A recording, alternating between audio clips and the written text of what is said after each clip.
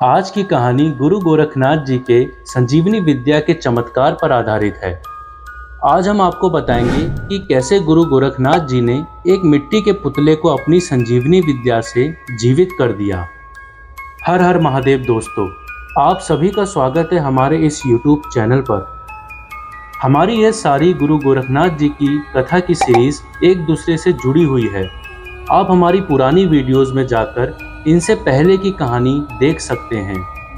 तो चलिए अब इस कहानी को शुरू करते हैं। गुरु मच्छिंद्र नाथ जी और गुरु गोरखनाथ जी चंद्रगिरी गांव से कनकगिरी नामक गांव में रुके हुए थे।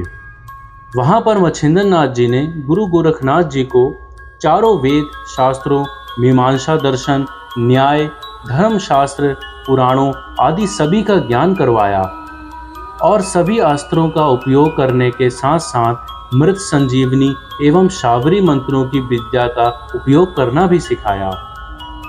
मच्छिंद्र नाथ जी ने गुरु गोरखनाथ जी को भगवान नरसिंह, माता नंदा, माता कालिका, महेश मर्दिनी, श्री राम जी, भगवान विष्णु, हनुमान जी, बेताल, गणेश जी, सूर्य भगवान, 52 वीर आदि सभी 33 कोटि ईश्वर के अवतार, वीरभद्र, शिवगण तथा देवी देवताओं के दर्शन करवाए और उनसे आशीर्वाद भी प्रदान करवाया।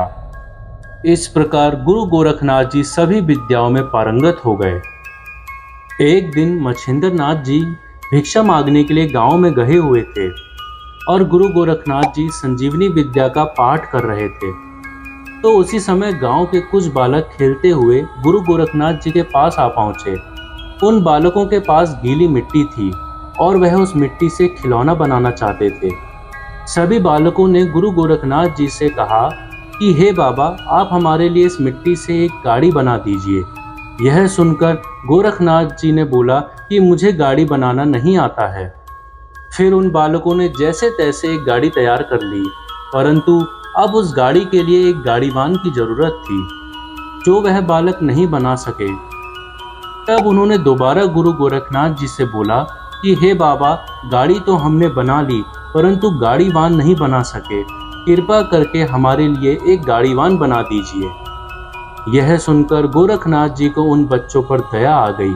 उन्होंने गीली मिट्टी को लेकर गाड़ीवान बनाना शुरू कर दिया और जब वह गाड़ीवान बना रहे थे तो संजीवनी विद्या का पाठ और जाप करते जा रहे थे और जैसे ही गाड़ीवान बन गया तो वह सिर्फ मिट्टी का खिलौना ना होकर एक जीवित बालक बन गया। उसके शरीर में चमड़ा, मांस, हड्डी तथा प्राण सभी कुछ थे। देव इच्छा से उस पुतले में करभंजन नारायण का प्रवेश हो गया था।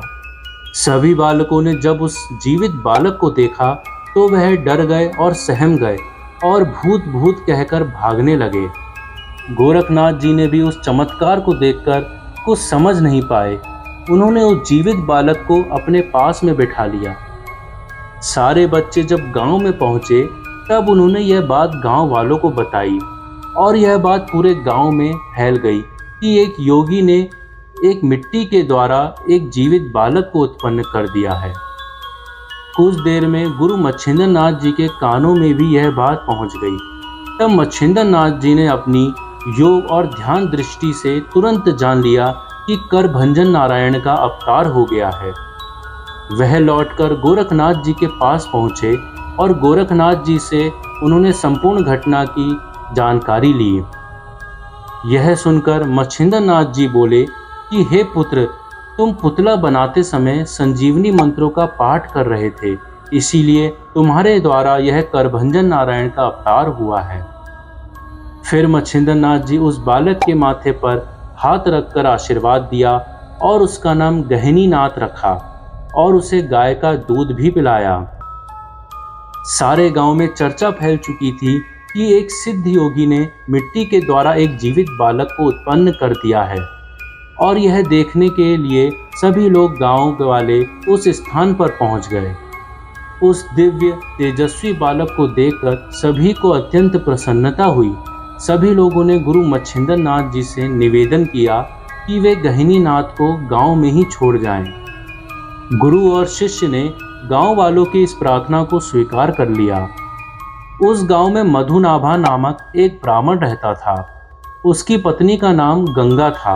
वह दोनों धर्मपरायण, दयालु, उदार तथा सद्गुणी भाव के थे, परंतु उनकी कोई संतान नहीं थी, तो वह बालक उन्हीं को दे दिया गया।